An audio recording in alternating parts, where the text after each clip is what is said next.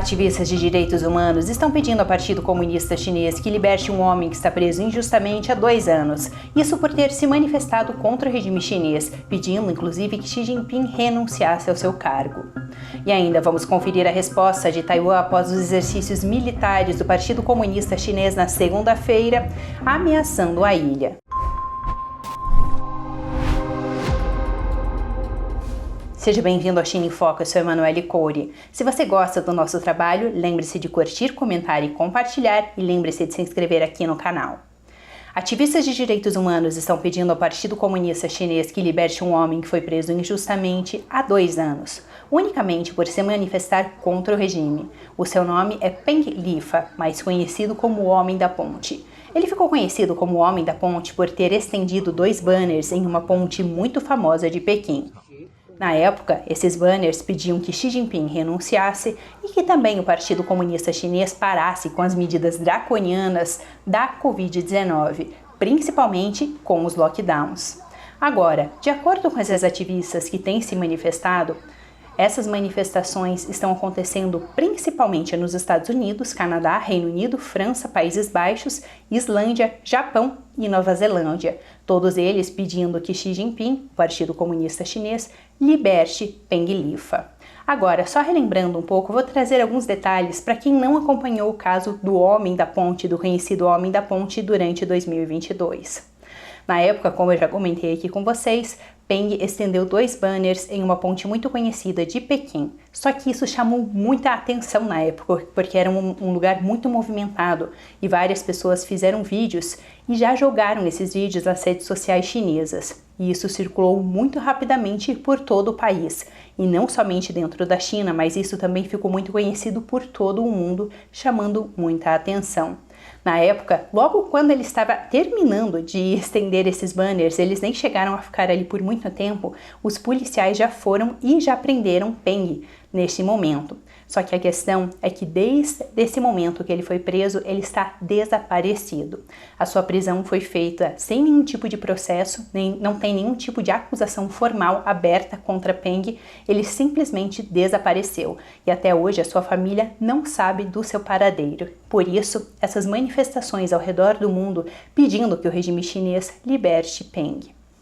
Bom, outra questão interessante foi o momento em que a gente teve a prisão dele e essa manifestação, porque foram poucos dias antes do Congresso Nacional que acontecer em 2022. Esse é um congresso que, assim como várias reuniões importantes do regime chinês, acontecem a cada 5 anos. E naquela reunião seriam decididos vários tópicos importantes sobre política, economia e também era esperado que durante aquele congresso, como realmente aconteceu, Xi Jinping assumisse no seu 3º mandato e que na época isso seria anunciado. Por isso esse evento era muito importante e claro, uma manifestação pedindo que Xi Jinping renunciasse e criticando as medidas draconianas de lockdown do Partido Comunista Chinês era muito prejudicial para a imagem de Xi Jinping. Por isso, até hoje, não se sabe o paradeiro dele. Bom, é interessante até a gente compreender o quão importante foi esse evento na China durante aquele período, porque ele acabou acarretando em vários outros movimentos sociais dentro da China, principalmente várias outras manifestações. Por exemplo, inspirado nessa manifestação do Homem da Ponte, a gente teve o movimento do papel branco. O movimento do papel branco aconteceu 1 mês depois. Essa manifestação do Homem da Ponte aconteceu em outubro e esse movimento do papel em branco aconteceu já em novembro. Foram várias pessoas em 31 cidades ao redor da China que se manifestaram com folha de papel em branco. Isso querendo dizer que eles estavam sendo censurados pelo regime chinês. Na época, muitas dessas pessoas também foram presas. Até vale lembrar que esse movimento do papel em branco também aconteceu logo depois que a gente teve um incêndio que gerou muita polêmica dentro da China. Esse incêndio aconteceu na região de Xinjiang, na cidade de Urinchi. O que aconteceu na época? Um prédio acabou pegando fogo, só que muitas dessas pessoas elas estavam trancadas em casa, porque só relembrando para quem acompanhou as medidas draconianas do Partido Comunista Chinês durante a época da Covid-19, eles chegavam a trancar as pessoas em casa, eles realmente soldavam as portas das pessoas para que as pessoas não saíssem de casa. O que acontece é que muitas dessas pessoas realmente ficaram trancadas em casa e acabaram falecendo, por isso a população ficou muito revoltada nesse período e começou a fazer vários pedidos para que o Partido Comunista Chinês acabasse com aqueles lockdowns. Ainda sobre as declarações de ativistas de direitos humanos, para a soltura do Homem da Ponte, nós tivemos uma declaração da Maya Wang. Ela é diretora associada para a China da Human Rights Watch, que é um instituto muito importante de direitos humanos. Ela disse o seguinte, abro aspas, a pressão internacional é vital quando ativistas de direitos humanos são forçadamente desaparecidos. Governos preocupados devem usar o aniversário do desaparecimento de Peng Lifa para levantar seu caso e pressionar o governo chinês por sua libertação imediata e incondicional. Até vale a gente pontuar que a repressão do regime chinês após todos esses incidentes, tanto do Homem da Ponte quanto do movimento do papel em branco, aumentou muito. Eles começaram a reprimir ainda mais e censurar ainda mais. E até interessante porque eles começaram a organizar certos pessoais de segurança dentro do governo que ficaram chamados como vigias da ponte. Eles colocaram vários guardas nas pontes para garantir que ninguém mais iria se manifestar nas pontes importantes dentro da China. Falando agora sobre Taiwan, eu vou trazer para vocês algumas das repercussões que aconteceram depois que, segunda-feira, o Partido Comunista Chinês mobilizou o seu exército, tanto terrestre, quanto marítimo, quanto aéreo, para cercar Taiwan. Segundo o diretor-geral do Departamento de Segurança Nacional de Taiwan, o Tsai Ing-wen, todas essas atividades e ameaças do Partido Comunista Chinês acabaram saindo pela culatra, porque, de acordo com ele, isso só fez com que Taiwan recebesse ainda mais apoio internacional. Ele disse o seguinte, abro aspas, o exercício militar dos comunistas chineses criou um efeito negativo, pois fez com que a comunidade internacional apoiasse ainda mais Taiwan. E, de fato, vários países manifestaram seu apoio a Taiwan e repreenderam essas atitudes do Partido Comunista Chinês. Entre eles, a gente teve o órgão dos Estados Unidos, o Pentágono, onde eles disseram o seguinte, abro aspas, essa operação de pressão militar é irresponsável, desproporcional e desestabilizadora. Outros países que também se manifestaram foram países da União Europeia, o Japão também se manifestou, Reino Unido e a Austrália. Só relembrando muito brevemente o que aconteceu exatamente na segunda-feira. Como eu já comentei, a gente teve os exercícios militares do Partido Comunista Chinês e a gente teve no dia posterior a esses exercícios militares um recorde de aeronaves do regime chinês circulando por volta do Estreito de Taiwan. De acordo com o Ministério de Defesa de Taiwan, foram 153 aeronaves chinesas, sendo que 111 dessas aeronaves passaram da linha média do Estreito de Taiwan. Só relembrando que o Estreito de Taiwan é aquela porção de água que separa a China de Taiwan.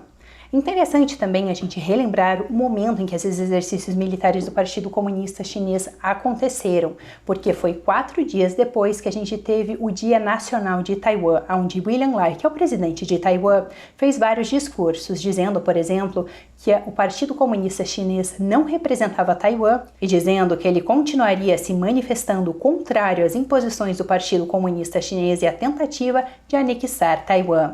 E o Partido Comunista Chinês chegou a admitir que esses exercícios militares seriam, na verdade, um recado para os atos separatistas de libertação de Taiwan. As tensões entre o Partido Comunista Chinês e Taiwan têm se intensificado cada vez mais nos últimos anos, principalmente desde 2016, quando o partido que está no poder, o partido agora de William Lai, que é o Partido Progressista Democrático, subiu ao poder. Na época, quem era presidente era Tsai Ing-wen, que é a antecessora de William Lai, só que na época William também era seu vice-presidente.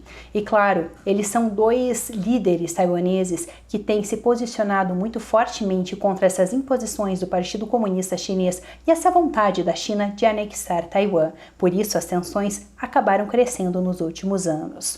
Sobre essa questão ainda da tentativa do Partido Comunista Chinês de fazer esses exercícios militares na segunda-feira para intimidar Taiwan, o Pentágono disse o seguinte, abro aspas, que o discurso de Lai no Dia Nacional era um discurso rotineiro e voltado para um âmbito doméstico, mas que Pequim optou por usar essa ocasião para tomar uma ação militarizada e provocativa.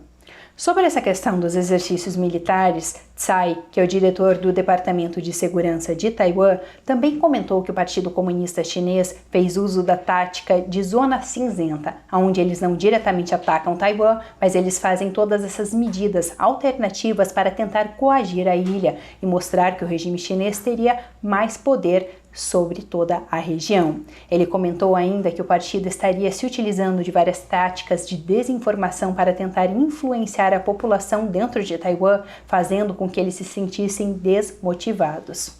Até interessante, um outro dado novo que eu quero trazer aqui para vocês é que o Ministério de Justiça de Taiwan, eles divulgaram um relatório afirmando que na segunda-feira, durante os exercícios militares, o Partido Comunista Chinês começou a espalhar várias desinformações, realmente tentando minar a confiança não somente da população, mas também do exército taiwanês. Entre outras coisas, eles disseram que Taiwan demorou muito para responder a esse exercício militar de Pequim, e eles disseram também que teriam registrado vários oficiais da Guarda Costeira de Taiwan consumindo álcool no dia 13 de outubro, que seria o dia anterior a esse exercício militar. Agora, ainda de acordo com Tsai, embora o governo taiwanês tenha registrado um número recorde de aeronaves chinesas sobrevoando sobre Taiwan, esses exercícios militares do Partido Comunista Chinês que aconteceram agora, eles não foram tão grandes quanto os que aconteceram em maio deste ano.